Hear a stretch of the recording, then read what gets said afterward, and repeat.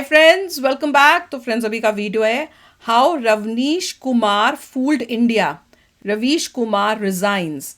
अच्छा, ये मेरे ख्याल से वो एनडीटीवी वाले हैं, क्योंकि एनडीटीवी तो अब बिक रहा था ना, कुछ ऐसे था ना, एनडीटीवी था शायद, मिस्टर उसी अडानी से। ने शायद खरीद लिया। हाँ, वो न्यूज़ सुनी थी तो पक्का नहीं पता।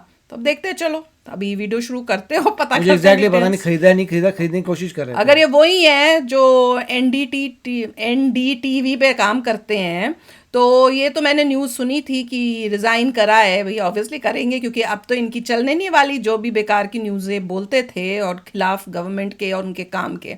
तो चलो देखते हैं वीडियो शुरू करते हैं। वीडियो शुरू करने से पहले अगर आप चैनल पर नए हो और आपने अभी तक सब्सक्राइब नहीं किया है, तो जल्दी से पहले सब्सक्राइब के बटन बेल आइकन को क्लिक कर लो, ताकि आपको हमारे सारे न्यू वीडियोस के नोटिफिकेशन मिल जाए जैसे हम अपलोड करें। अगर आपको वीडियो पसंद था प्लीज लाइक एंड शेयर। चलिए शुरू करते हैं। तो रवीश कुमार जी, जिनके ऊपर अक्सर जर्नलिस्ट होने का आरोप लगाया गया है, उन्होंने इस हफ्ते एनडीटीवी से अपना वही इस्तीफा है। दे दिया। सालों तक इन्होंने कंप्लेन किया कि भाई इनके प्राइम टाइम शो के लिए सबसे बड़ा खतरा मोदी जी हैं, लेकिन खतरा तो कोई और ही निकला। I am the danger. अब रवीश जी लोगों की जात की जानकारी कहाँ प्राप्त करेंगे? क्या वो यूट्यूब पर जाएंगे? क्या उनका इस्तीफा दुनिया को ये दिखाने का एक तरीका है कि भाई आप एनडीटीवी को भले ही खरीद सकते हो, लेकिन रवीश कुमार को नहीं खरीद सकते? मगर सब हैं तो गोदी मीडिया ही। आइए देखते हैं। जो देशभक्त वो बन गए गोदी मीडिया। हेलो, शाम शर्मा शो के इस एपिसोड में आपका बहुत बहुत स्वागत है और आप सबको एक शकील प्रणाम। तो अडानी के एनडीटीवी में 29% स्टेक खरीदने के बाद इस हफ्ते रवीश कुमार जी ने एनडीटीवी से अपना इस्तीफा दे दिया। बाय अब इस्तीफा देखते ही सबसे पहले मुझे लगा कि कहीं इनको भी निधि राजदान जी की तरह हार्वर्ड यूनिवर्सिटी से जॉब ऑफर तो नहीं आ गया। अब ऑब्वियसली गेस वर्क बहुत चल रहा है कि आगे जाके रवीश जी क्या करेंगे, नया ऑफिस कहाँ पर जाके ज्वाइन करेंगे। जीबी रोड नाम जहन में आते ही कई तरह की तस्वीरें खड़ी हो जाती। या फिर वो हम जैसे लोगों की तरह एक हरामी यूट्यूबर बनने वाले हैं। मुझे सपोर्ट करो प्लीज, मुझे सपोर्ट करिए, मैं आग लगा दूंगा तुम्हारे लिए। लाखों की नौकरी छोड़ दी, लाखों की नौकरी छोड़ दी, बिल्कुल बेरोजगार हूँ या कटा हुआ बेरोजगार हूँ। छोटे छोटे बच्चे हैं मेरे। क्या वो YouTube ज्वाइन करके हम सबको ब्लैक होल्स और उड़ती हुई गाड़ियों के बारे में सिखाकर अपने ही चेले के पेट पे लात मारने की कोशिश करेंगे? क्या हमें इस तरह के रिएक्शन चेले एनडीटीवी के की बात कर बजाय रहा है। YouTube पर देखने को मिलेंगे आगे जाकर? तो चुनाव आयोग की तो मैं बात नहीं करना चाहता। हाँ, जिस तरह से मीडिया ने बीजेपी के लिए मेहनत की है, मुझे लगता है कि न्यूज एंकर को भी मंत्री बनाना चाहिए और चुनाव आयोग पर मेरा तो भरोसा नहीं है। तो इससे पहले कि हम स्पेकुलेट करें कि रवीश कुमार जी आगे जाकर क्या करने वाले हैं, सबसे पहले ये समझने की कोशिश करते हैं कि भाई उन्होंने एनडीटीवी छोड़ा क्यों। बहुत लोग ये कह रहे हैं कि भाई ये रवीश कुमार जी की खुददारी को दिखाता है कि आप एनडीटीवी को तो खरीद लेंगे, लेकिन रवीश कुमार जी के जमीर को नहीं खरीद सकते। It is possible that they may lose the battle, but sometime resistance is not a matter of choice. Ravish Kumar ने खुद एक YouTube वीडियो रिलीज किया है जिसमें उन्होंने भी कहा है कि इंडियन जर्नलिज्म भस्म युग में आ गया है और उन्होंने अपनी खुददारी की वजह से एनडीटीवी से नौकरी छोड़ी है। भारत की पत्रकारिता में स्वर्ण युग तो कभी था भी नहीं, लेकिन कांग्रेस आज में के भी? दौर की तरह भस्म युग भी नहीं था। भस्म युग से मेरा मतलब है जहां इस पेशे की हर अच्छी बात तेज गति से भस्म की जा रही हो। आपको द डार्क नाइट का वो जोकर वाला सीन याद है जहां पर वो हॉस्पिटल को बम से उड़ाता है? बड़े ही well था रवीश जी उसी फिल्म के जोकर की तरह है। खुद जर्नलिज्म को इन्होंने बम से उड़ा दिया, उसके बाद प्रेस कॉन्फ्रेंस कर रहे हैं जाके कि जर्नलिज्म बड़ा खतरे में है। रवीश जी ने अपने चैनल में खुद को छोड़ के बेसिकली पूरे के पूरे मीडिया को गोदी मीडिया बोल दिया। यह दिन भी आना ही था। इस देश में अलग अलग नाम वाले अनेक चैनल हो गए हैं, मगर सब हैं तो गोदी मीडिया ही। रवीश जी का सब भी मानना हो है गए। कि देश में होप इंस्टीट्यूशन से नहीं है, देश में होप पॉपुलर मूवमेंट से है, जैसे कि शाहीन बाग और फार्मर्स प्रोटेस्ट। अच्छा, मतलब ये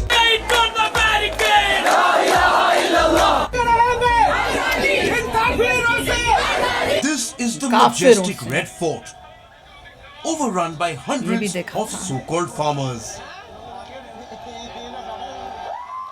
मगर सब हैं तो गोदी मीडिया ही। देखिए, यही तो डिफरेंस है जो भी रवीश गोदी कुमार मीडिया में बोलो, और उसकी एक mentality objective हमें पता ही person। चल जाती अगर है। रवीश कुमार जी एक कैसे ऑब्जेक्टिव हैं। इंसान होते तो वो बोलते कि देखिए भैया, जो इंस्टीट्यूशंस हैं भारत के, वो भारत की आजादी के समय से गवर्नमेंट्स के कंट्रोल में रहे हैं। जो मोदी गवर्नमेंट में हो रहा है ये कोई ऐसी नई बात नहीं है, लेकिन सच्चाई ये है कि रवीश जी को तब प्रॉब्लम नहीं थी जब इंस्टीट्यूशंस उन पार्टीज के कंट्रोल में थे जिन है। पार्टीज को रवीश जी सपोर्ट करते हैं, क्योंकि उस समय पर रवीश जी जैसे लोगों के पास उन इंस्टीट्यूशंस को कंट्रोल करने की पावर थी। आज आज उनकी चड्डी में चूहा इसलिए घुस गया है क्योंकि वो कंट्रोल रवीश जी के हाथ से निकल गई है और इसलिए रवीश जी इंस्टीट्यूशंस को गालियां दे रहे हैं। शाहीन बाग और फार्मर्स प्रोटेस्ट जैसे मूवमेंट्स को बढ़ावा दे रहे हैं जो सड़कों पर दंगे करे और इंस्टीट्यूशंस को डिस्ट्रॉय करते हैं। स्वर्गीय रोहित सरदाना जी ने स्वर्ग जाने के पहले जिस तरह से रवीश जी की पैंट उतारी थी उसको कौन भूल सकता है। चुनाव आयोग की तो मैं बात नहीं करना चाहता हूँ।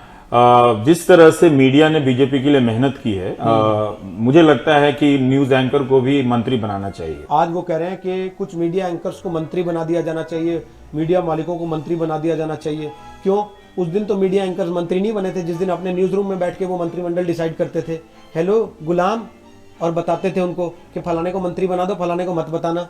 फलाने को मंत्री बनाने के लिए मेरे से फलाने ने कहा है, उस फलाने को मंत्री मत बनाना क्योंकि उसके लिए मेरे से उस फलाने ने कहा है। तब ना मंत्री बनाए उनसे, न्यूज रूम से बनाए गए उनसे, जब मंत्रिमंडल उनके दफ्तर में बैठ के बनाए जा रहे थे, डिसाइड हो रहे थे। मगर सब हैं तो गोदी मीडिया है। क्योंकि देखिए सच्चाई में रवीश जी जीत फिल्म के सन्नी देओल हैं और इंस्टीट्यूशंस जीत फिल्म की करीना कपूर हैं। अगर रवीश कुमार इन इंस्टीट्यूशंस को कंट्रोल नहीं करते तो किसी को भी नहीं करने देंगे। लाशें बिछा दूंगा, लाशें। और इस वीडियो में एक और कमाल की बात यह है कि रवीश जी अपने आप को छोड़ के बाकी सबको गोदी मीडिया बुला रहे हैं। सबके सब चोर हैं साले। फनी बात यह है कि यही लोग हैं जो कहते हैं कि भाई राइट विंगर्स जो हैं वो दूसरों को देशभक्ति के सर्टिफिकेट देते रहते हैं, लेकिन ये लोग खुद दूसरे मीडिया कंपनीज को सर्टिफिकेट दे रहे हैं कि कौन असली जर्नलिस्ट है, कौन गोदी जर्नलिस्ट है। ये अपने घर पे बैठ के सर्टिफिकेट बांट रहे हैं कि किस तरह की मूवमेंट्स डेमोक्रेटिक है और किस तरह की मूवमेंट्स नॉन डेमोक्रेटिक। सपोर्ट कर रहे हैं तो गोदी मीडिया है। भाई अगर देखा जाए तो तालिबान के हिसाब से शरिया भी डेमोक्रेटिक है, लेकिन इनमें और तालिबान में ये डिफरेंस है कि कम से कम तालिबान में इतनी तो हिम्मत है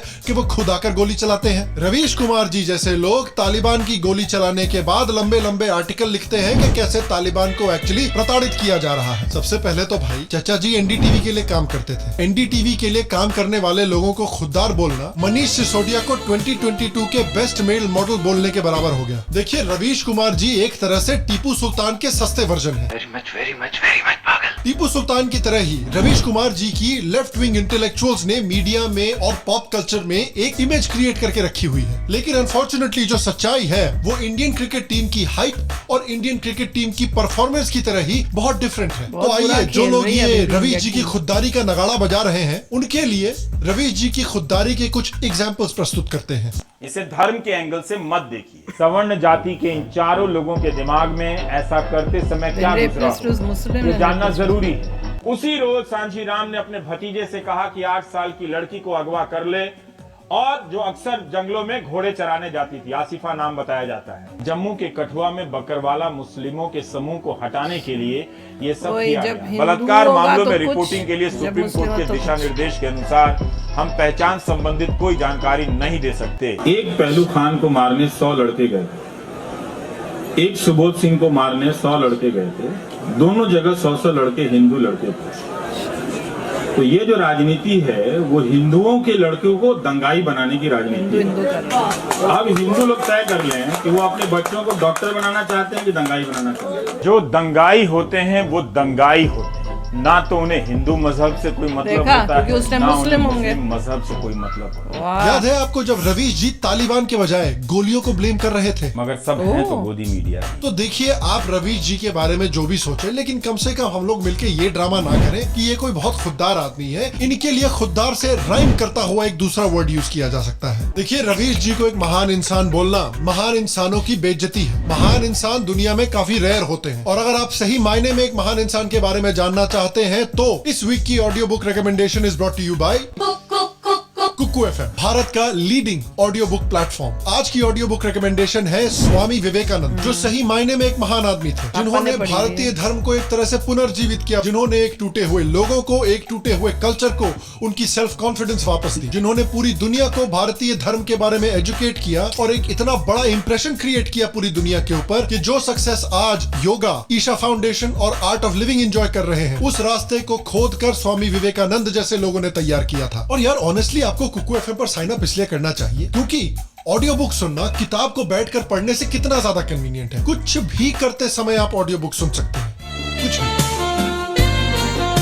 अरे डर्टी माइंड में एक्सरसाइज और ऑफिस के काम की बात कर रहा था। तो शाम शर्मा शो के व्यूअर्स के लिए कुकू एफएम एक एक्सक्लूसिव ऑफर लेकर आया है। अगर आप नीचे कुकू एफएम के लिंक पर क्लिक करके कुकू एफएम के ऐप पर साइन अप करते हैं, कोड SSS50 अगेन SSS50 का इस्तेमाल करते हैं, तो आपकी मेंबरशिप आपको 399 पर ईयर में नहीं 199 पर ईयर में मिलेगी सिर्फ। तो आज ही कुकू एफएम पर साइन अप करें और स्वामी विवेकानंद जैसे एक असली महान आदमी के बारे में जानें। तो जो लोग रवीश कुमार जी को खुददार बोल रहे हैं, वो लोग ये भी कह रहे हैं कि भाई रवीश जी ने एनडीटीवी इसलिए छोड़ दिया क्योंकि अडानी जो है वो एनडीटीवी को सैफ्रनाइज करके एक राइट विंग न्यूज चैनल बनाना चाहता था। सबसे पहले तो भैया इस बात का कोई भी इंडिकेशन नहीं है कि अडानी एनडीटीवी को एक राइट विंग चैनल बनाना चाहता है। इनफैक्ट इसके विपरीत के बहुत सारे एग्जांपल्स हैं हमारे पास कि भाई जिन इंडस्ट्रियलिस्ट को हम राइट विंग मानते थे, इन्होंने मीडिया कंपनीज को खरीद के राइट विंग तो बनाया ही नहीं, उल्टा लेफ्ट विंग में अपनी इमेज को सुधारने की कोशिश कर रहे हैं। फॉर एग्जांपल इंफोसिस और टाटा हार्वर्ड और कॉर्नेल जैसे कॉलेजेस को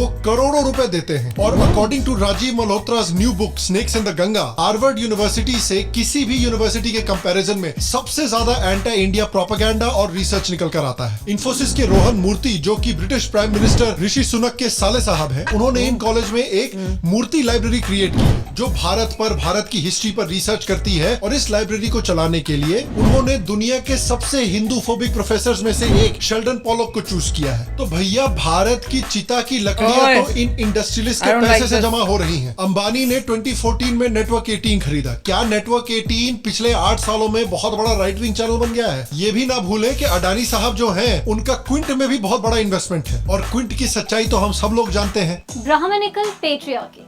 It's not just an academic term. It's all around us. And maybe it's time we too need to smash it.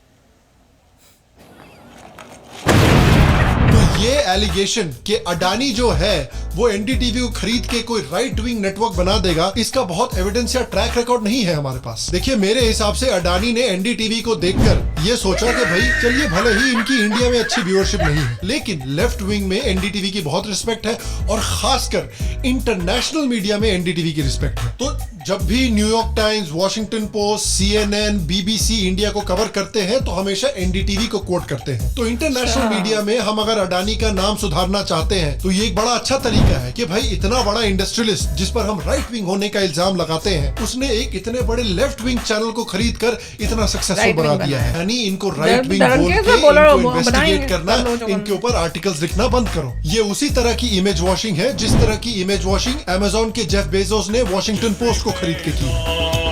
उसके ऊपर से एनडीटीवी के पास एक एडवांटेज ये है कि भाई चलिए ये बहुत ही बायस्ड न्यूज चैनल है, लेकिन बाकी मेन स्ट्रीम न्यूज चैनल्स की तरह जो चिल्ला चिल्ली वाले डिबेट्स हैं वो आप एनडीटीवी पे नहीं देखेंगे।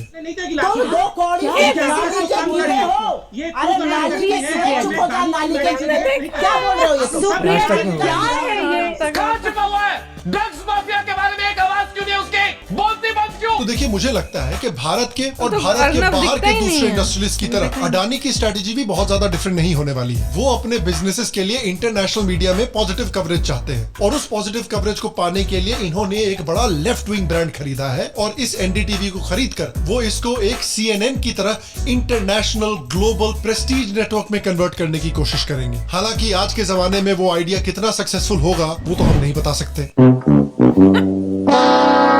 और जहां तक आती है बात रवीश कुमार जी की कि उन्होंने एनडीटीवी से इस्तीफा क्यों दिया, तो रीजन सिर्फ इतना सिंपल हो सकता है कि उनको किसी कंपटीटर से या दूसरे टीवी नेटवर्क से बहुत ही बढ़िया ऑफर आया हो जहां पर उनको एनडीटीवी से कहीं ज्यादा सैलरी मिलेगी। तो एक तरफ तो ये अपनी इमेज इंप्रूव कर सकते हैं ये दिखाकर कि मैं कितना खुददार हूं, दूसरी तरफ दूसरा नेटवर्क ज्वाइन करके वो एनडीटीवी से कहीं ज्यादा पैसे कमा सकते हैं। चित्त भी बवासीर कुमार की, पट भी बवासीर कुमार की। और अगर खुदा ना खास्ता रवीश कुमार जी यूट्यूब की दुनिया को एक्सप्लोर करना चाहते हैं तो लल्लन टॉप जैसे चैनल्स को ज्वाइन करके राजदीप जी की तरह वो भी रोज बेइज्जत हो सकते हैं। Where does this leave Rahul Gandhi politically? In the ocean? Why are we still here? Just to suffer. और मैं आपसे पूछना चाहता हूं कि आपके हिसाब से रवीश कुमार के इस्तीफे के पीछे क्या रीजन है? आपको क्या लगता है कि वो आगे जाके क्या कदम लेने वाले हैं? नीचे कमेंट सेक्शन में मुझे जरूर बताएं। बाकी अगर आप वर्ल्ड कप को फॉलो कर रहे हैं और इंडिया क्या कभी वर्ल्ड कप के लिए क्वालिफाई कर पाएगा इसका आंसर जानना चाहते हैं तो यहाँ पर या यहाँ पर क्लिक करके वो वीडियो आप जरूर देखें। अगर आप शाम शर्मा शो का मर्च स्टोर चेकआउट करना चाहते हैं तो नीचे मर्च स्टोर के लिंक पर क्लिक करके उसको जरूर चेकआउट करें। अगर आप शाम शर्मा शो का मग क्लब ज्वाइन करना चाहते हैं तो नीचे पेट्रियन के लिंक पर क्लिक करके शाम शर्मा शो का मग क्लब भी जरूर ज्वाइन करें।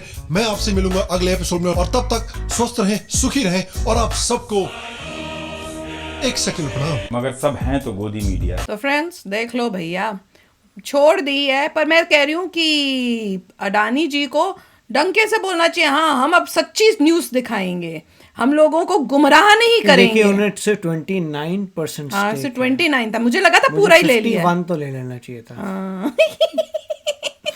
हो सकता है स्टेप वाइज कर रहे होंगे, पहले 29 करेंगे, धीरे-धीरे 51 कर लिया, फिर 100% कर दिया, बट 51 तो कर लेना चाहिए। वो 29 में घबरा के भाग गए क्योंकि 29 में अब वो बोर्ड में आ गए हैं, काफ़ी मतलब मेन की प्लेयर हैं, तो अगर उनका मैक्सिमम है सबसे, तो उनके डिसीजन के बिना कुछ चलेगा नहीं, मगर 51 में तो पूरा कंट्रोल आ जाता। तो जो भी है, आई होप कि उनके लेने से एनडीटीवी में से सुधार आए, थोड़ी प्रॉपर न्यूज़ आए जो एंटी इंडिया ना हो। बिल्कुल एंटी इंडिया नहीं हो, और लोगों को इंडियंस को भड़काने वाली और तोड़ने वाली ना हो।